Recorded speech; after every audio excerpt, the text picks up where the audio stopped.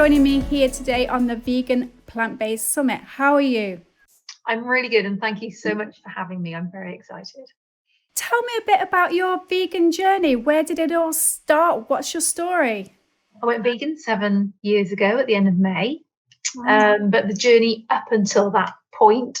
So as a teenager in my 20s and my 30s, I've always loved animals. I've always loved the outdoors and hanging out outdoors, bit of a tree hugger. And interestingly, everyone always used to think I was a vegetarian. So if I went out for food with people, they'd say, "Why are you having meat?" And I said, "Well, why wouldn't I be having meat?" So it's quite weird that even 20 years before I went vegan, people were questioning what I was eating. But yeah, the reason I did change in the end is because I moved to Poole in Dorset, which is where I live now, from South Wales. And I moved here 11 years ago. And when I moved here, I'd already given up red meat. So at that point, I was just having white meat, white fish, and still dairy. And then I met my husband, who's a pescatarian, and I'm a cook. I'm a bit of a feeder. So then I kind of had to change my eating habits a little bit to cook for both of us. So that's when the meat then went. And I was pescatarian for a couple of years then, and then again kind of did some research on the fish side of things and decided it wasn't for me. Didn't want to eat it anymore, and he stopped eating fish as well. And then I went veggie, and then I was veggie for a couple of years. And then my stepsister, Donna, who had been veggie since she's a teenager, rang me up and said that she'd gone vegan. And I said, "What is there left to eat, Donna? Surely there can't be anything left to eat."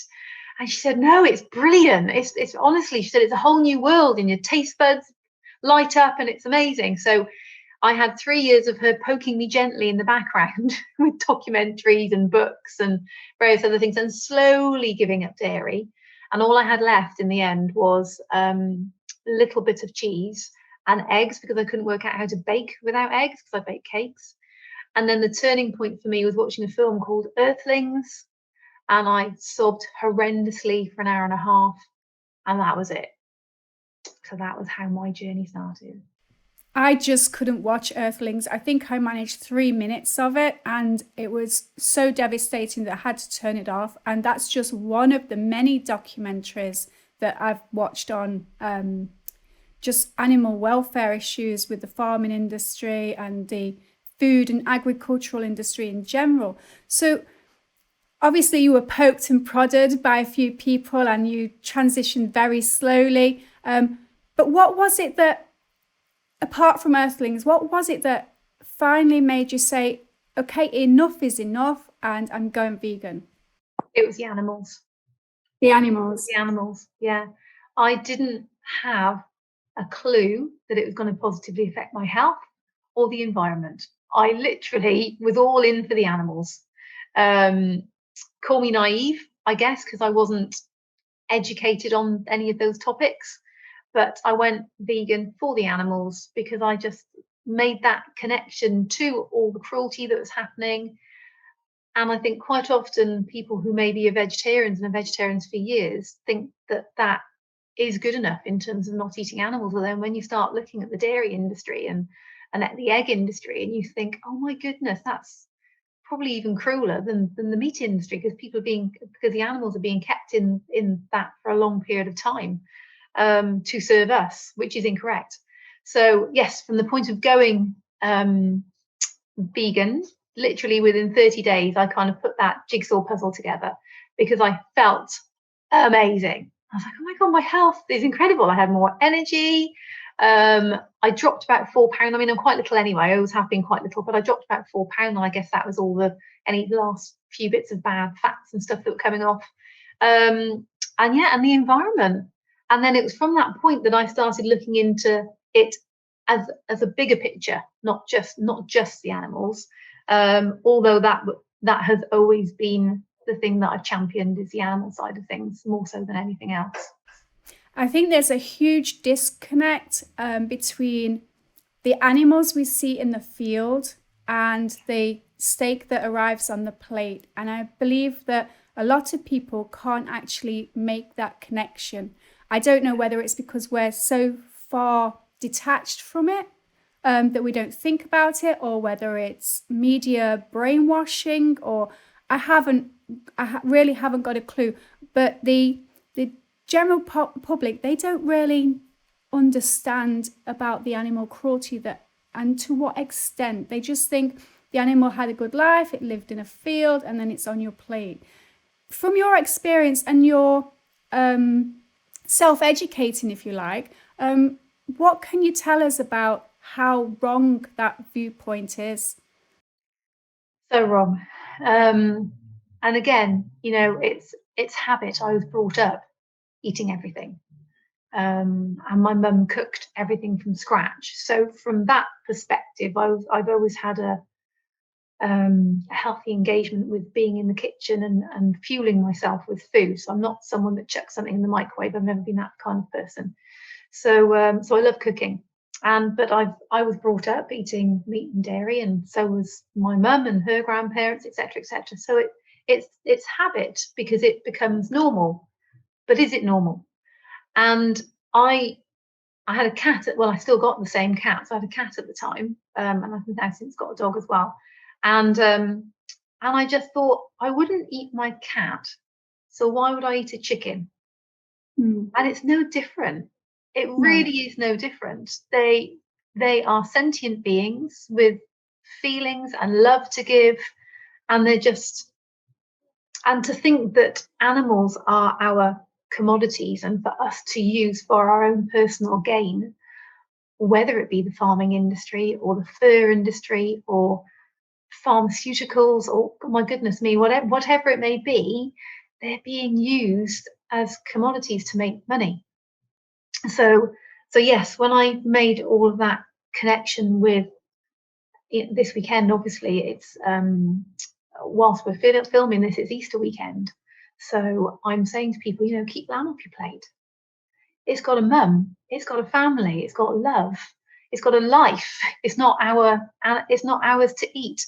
As the mum, or proud grandma as I like to be called, of 14 chickens, you're right when you say that there's no difference between your chicken and your dog. I mean, my chickens, they have names, they have personalities, and they don't mind shouting at me when I let them out late or I don't feed them the lentils and rice that they really like. And I think because a lot of us don't actually grow up around animals, or we're not around animals, we don't see that. We really don't see the benefits that animals can actually bring to humans and human health. And obviously you've said that you like cooking. So how difficult is it to actually cook and bake as a vegan? It's so insanely easy. So easy.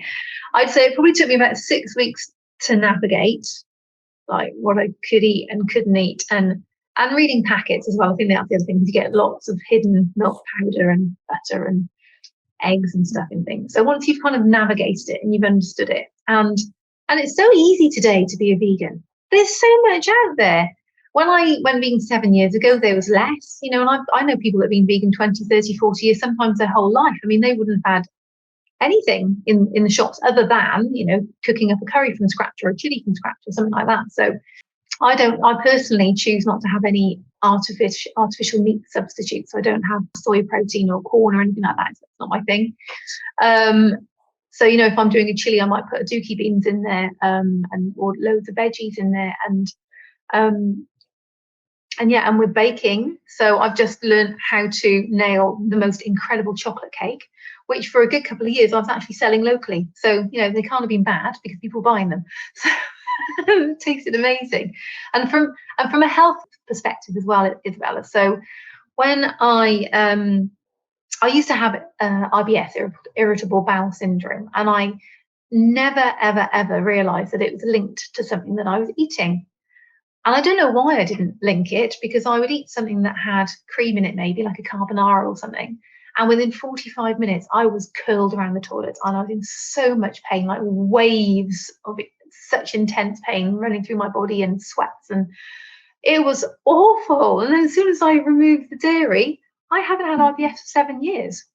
And it's just joining the dots. But I just hadn't joined the dots myself until I stopped having it. And the other things that I have with my body that I deal with personally as well is that I discovered a couple of years ago. So I've got a couple of friends who are qualified nutritionists who are very dear friends of mine, help me with my nutrition because I want to be the best version of myself when it comes to health. And so through having blood tests and various other things, because I was going through the menopause, but at the same time, and kind of have quite often you have aching joints when you're going through the menopause because of your adrenals stop functioning, which I didn't know. It's all a bit of a learning curve for me. So that was happening, but there were some other things happening with my body as well, which I think was beyond the menopause. Now, with what I have wrong with my body, I know from doing lots of research that there are lots of people who are quite debilitated by what I have, and in fact, struggle to get out of bed in the morning, maybe walk with sticks, very fatigued and low energy. But I've dealt with it with what I eat. So I eat, as I said, I cook everything from scratch. I do a lot of juicing as well. I don't drink anymore, or very rarely, maybe once a year. I'm just really clean living. And because of that, do I have the odd ache and pain? Yes. But compared to someone else who is not following a clean, plant-based vegan diet, there's no comparison. There genuinely is no comparison. So you change what you're putting in your body. You are what you eat. You really are what you eat. You're feeding your body with the right fuel, and this is going to be clear and have more clarity. And that has certainly, for me and other people that I know, that has definitely been true. I remember about 15, 16 years ago, I was still a meat eater, I was still a dairy eater on a regular basis, and I was diagnosed as having ME. Now, I didn't have ME. All I had was the wrong type of food going in. And since I've become vegan, I very, very rarely get that brain fog.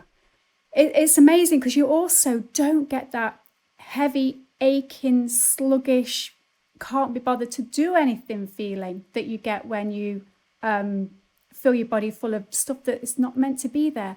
And one of the reasons I've called this the Vegan Plant-Based Summit is because you can be really unhealthy as a vegan because you can live off Oreos and chips, but when you live off plants, it's a different story completely. One of the things that I've noticed through talking to other vegans is this is not an anomaly. This is actually a very real thing that when you become plant-based, your whole persona changes, your body changes, your complexion changes, but most of all, your mental and emotional well-being changes. And I don't know whether that's just down to the food or down to the fact that something has been lifted, the guilt maybe has been lifted because you've finally come to terms with what it is that you were doing that you shouldn't be doing. And that's had a major impact on your mental health. And one of the things also that I've noticed from being vegan is the difference in the environment that you actually notice. You don't just walk down the road past the field anymore. You actually take note. I mean, I don't know how you feel about the environment and agriculture and what we're actually as humans doing to the environment. I don't know how you think about that. Yeah. It's something again that's very, very close to my heart. So I probably started looking into environmental side of things 5 years ago, and that's because there's a dear couple that I'm friends with, Tori and Dan. In fact, they're going to be doing one of these Q&As with you as well. Yeah. And at the time, they weren't plant-based, but they've always been big champions for the environment, and everything that they've created and everything that they've done with the business that they've created is literally sustainable and sourced. I really, really learned a lot from them because they were sharing information with me every time I spoke to them or went to stay with them. They were referring to documentaries that maybe I hadn't heard of yet, or I had heard of but I hadn't watched yet.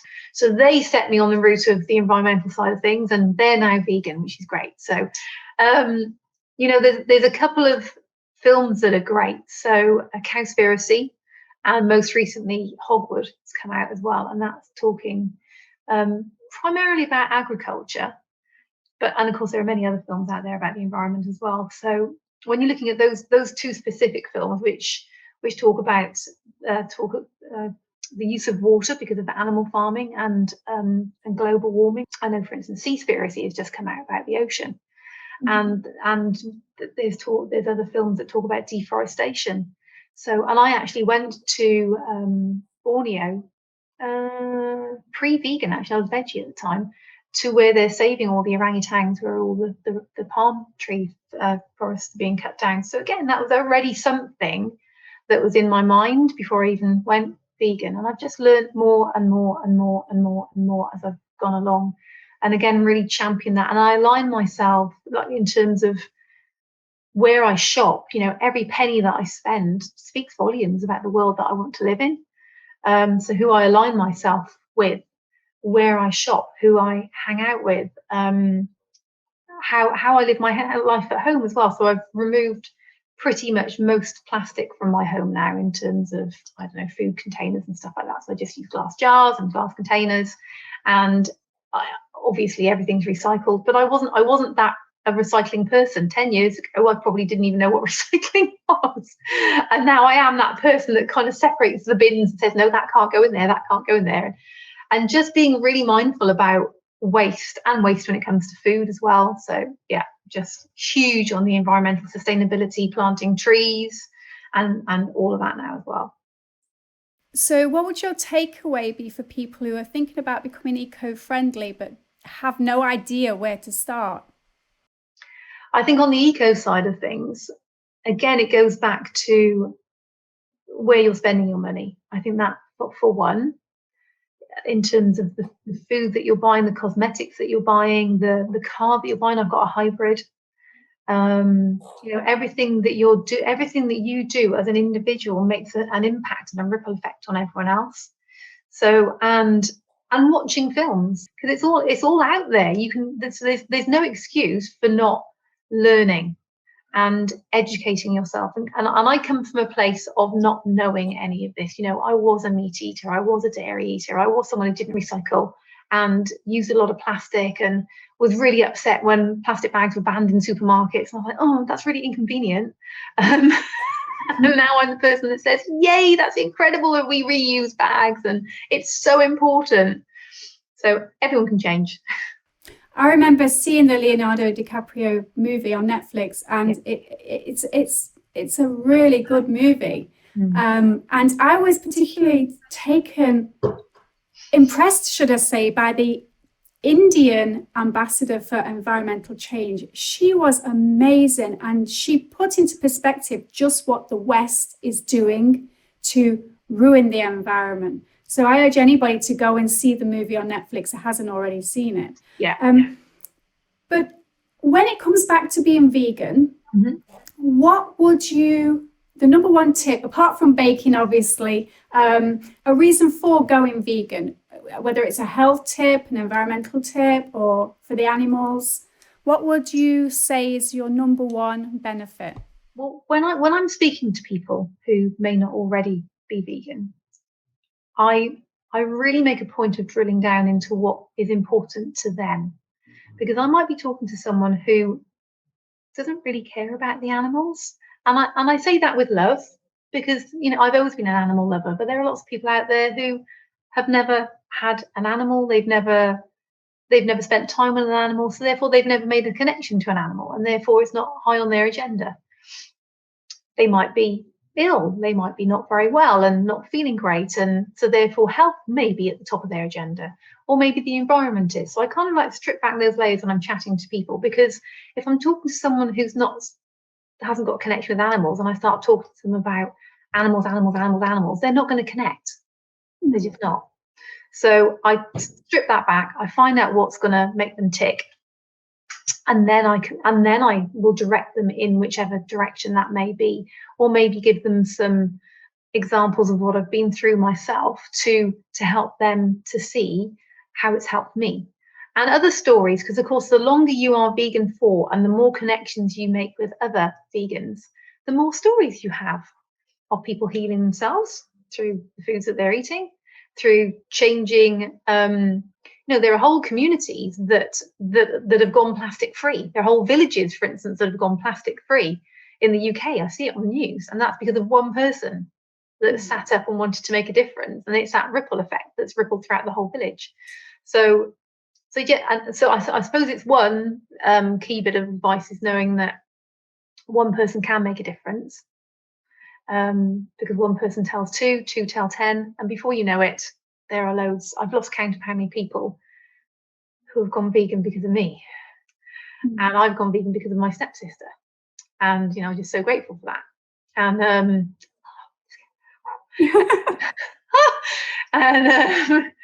and I think a film that really pulls it all together on all levels is a film that I watched about 6 years ago, maybe, called Unity. And that it's not a vegan film.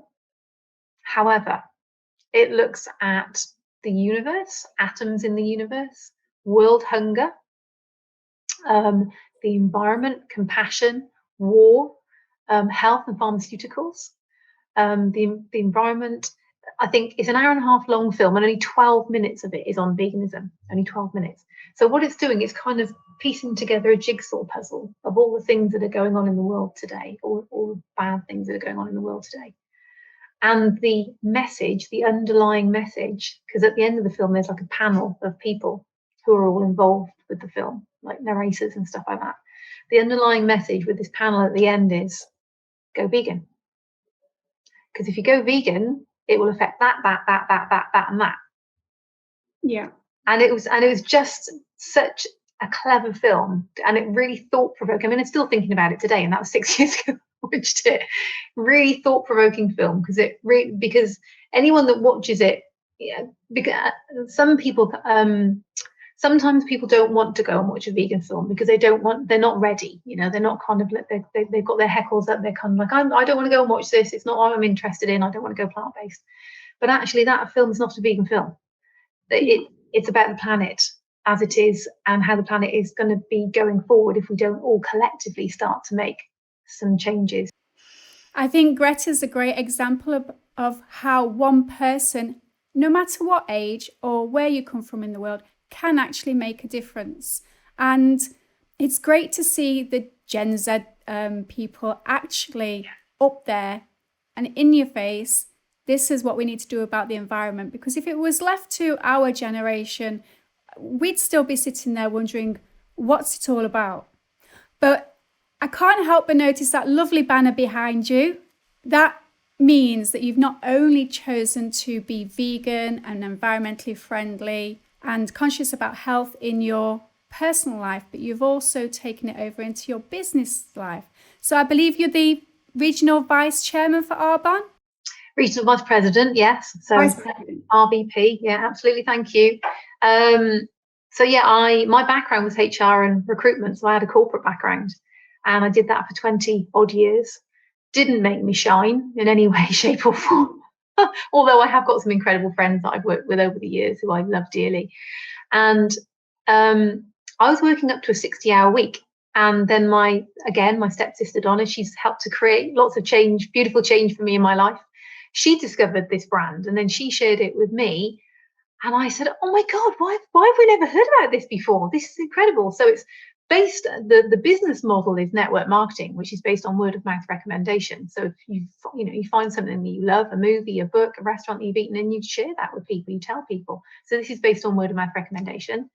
So network marketing. Arbonne, I'd never heard of Arbonne before. And it's a health and wellness brand. So it's health, wellness, nutrition, skincare, makeup, baby care products, all sorts. Got around about 500 products, something for everyone. And again, that wasn't my background. I didn't know anything. It's like nothing. Didn't know anything about that. I was that person, because this was pre-vegan. I was that person that would go off and buy the buy one get one free 50p bottle of shampoo or something, from Asda. God, I dread to think what was in it, chemical wise, and it's all tested on animals, and it had animal products in it, and it just makes me feel horrendous now, knowing that I used all of that on my body. So now I've been with this brand for 8.5 years. I've got to the 3rd level of management with this brand, and it's something that I work part-time and flexibly whenever I want to. So I'm not tied to a location or tied to that office or a 60-hour week or anything. I can do what I want when I want, pretty much. It gives me time to focus on other things that I'm really passionate about. So because of the personal development that you get access to in Arbonne, I've now got a voice for the animals, and I very much use that as a platform for being a voice on social media. I've done some public speaking. I've done some volunteering on that side of things as well. I'm currently just to sidetrack quickly. My husband and I have just currently taken on a cottage, which is a doer-upper. So the whole project is a sustainability eco project where I'm sourcing everything off, marketplace or whatever. So I'm not making that impact of buying new all the time, and the carbon footprint that the house is going to have as well. We've got a man coming in to check on the carbon footprint to see what we can do to make things better. All of that is possible because I started doing this 8.5 years ago. And then the products, oh my God, they're insane. So I love them. So 50% of what we do is nutrition. So I'm currently drinking an energy drink here, which is all just plant vitamins, full of B-vits, guarana, ginseng. Everything's plant-based. Everything's sustainably sourced. So it's an ethical, vegan, cruelty-free. We're a B certified corporation as well. So for anyone that's not familiar with what that means, there's only around about 3,700 companies in the world that have got that certification. And it means that we are a force for good in the world. And we put people and planet and the environment above profit. Oh, love it. And all the products are results driven. So for instance, the makeup, it's really difficult to get high-end results driven makeup, vegan makeup, cruelty-free makeup. But by choosing Arbonne makeup, you're not losing out on performance. I know so many makeup artists that use Arbonne makeup. Why would a makeup artist use Arbonne makeup? Because it's good and it works. And I've had incredible results. So my hair's bigger because I've got quite fine hair. My skin's incredible. I use all the nutrition. So of course that's helped me with my journey of what I was talking about earlier as well. It's just amazing. I love it.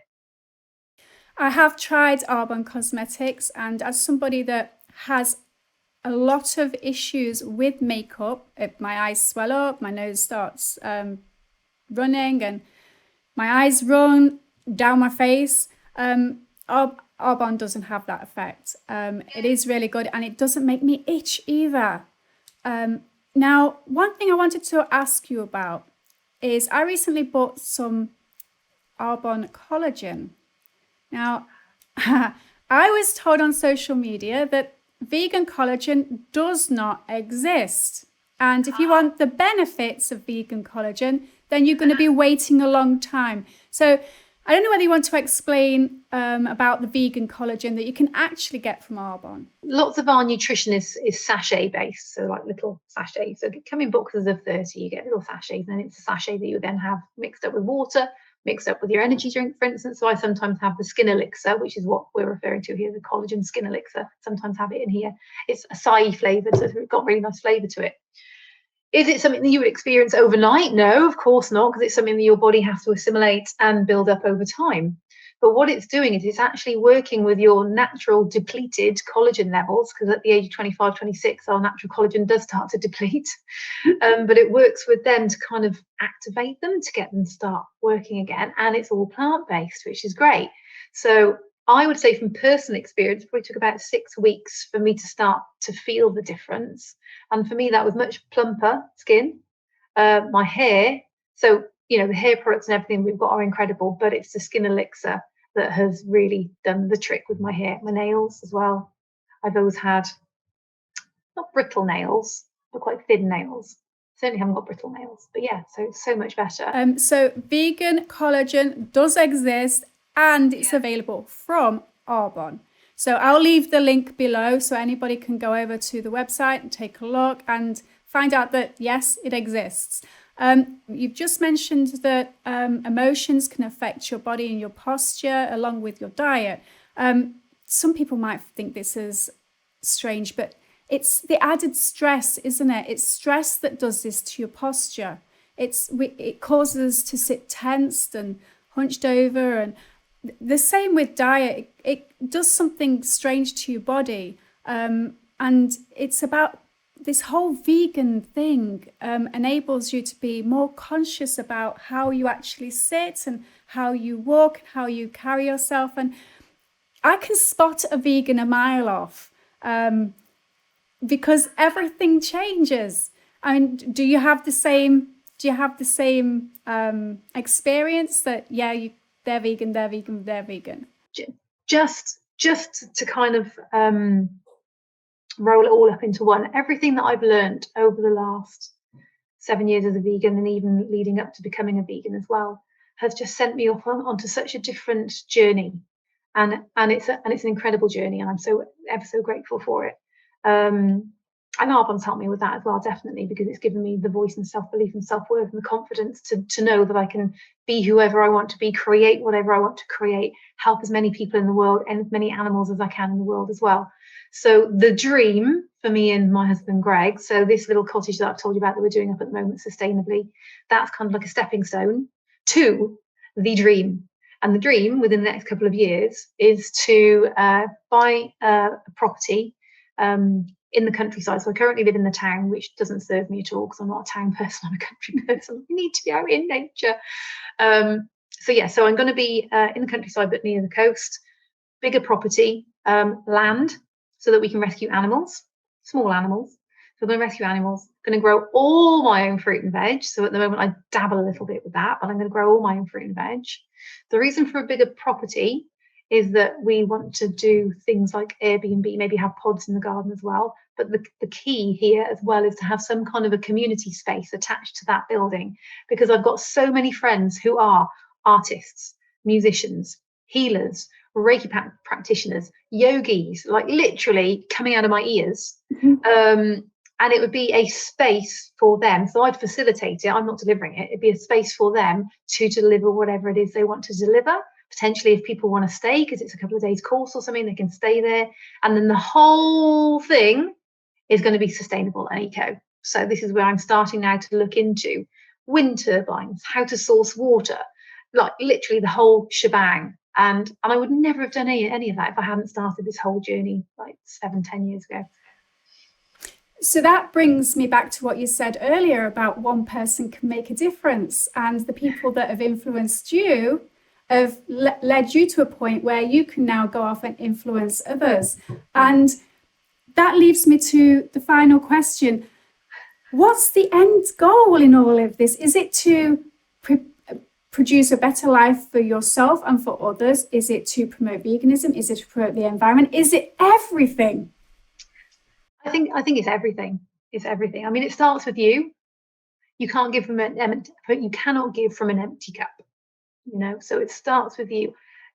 I've got lots of friends that are mummies who, you know, put the children first, or put the husband first, or put the animals first, and then they're on burnout. They're not looking after themselves. They're not putting the right fuel in their bodies. They're having a glass of wine every night. I'm just like, no, it starts with you. It starts with you. You can't give from an empty cup. So when it comes to nutrition and health and what you are doing as that impacts the environment, it starts with you. So where you're just saying, is it about me, is it about my family, is it about everyone else? It starts with me taking responsibility for my own health and my own actions on this planet, so that I tread lightly. But then it's the impact, it's that ripple effect that has. And I talk to people and I urge them, instead of saying to people go vegan, because people run a mile away if you say that. It's the same as someone who doesn't read regularly. If you say to them, there you go, read that book, they won't read it. But if you say to someone, read 10 pages of a book every day, they'll pick it up and read it. And if you say to someone, try going vegan for 30 days, see how you feel, they'll try it. So that's what in fact, I had a text just before this Q&A from someone who said they've given up meat, because I encouraged them to give up meat for 30 days and they did. And now they said they feel incredible and they don't want to go back to eating it. I always start with, you might want to put some green stuff on your plate. Or where's your green stuff? Because the majority of plates I see, there's no green stuff on there. And it's the green stuff really that makes us healthier. Eat the rainbow. So as a vegan, you eat the rainbow. And if your food is beige, it shouldn't be on your plate. Anyway, it's been lovely having you here today, Lianne. Thank you for contributing to this vegan plant-based summit. And hopefully the viewers at home will be able to take a lot from your talk, and they'll be able to contact you from the links below. And if they have any questions or queries, they'll be able to contact you either on LinkedIn, Instagram, or Facebook, I believe. Yeah, absolutely. Yeah, thank you. Thanks, Isabella, and thank you for creating this, because it's going to be incredible. I know it is. So thank you.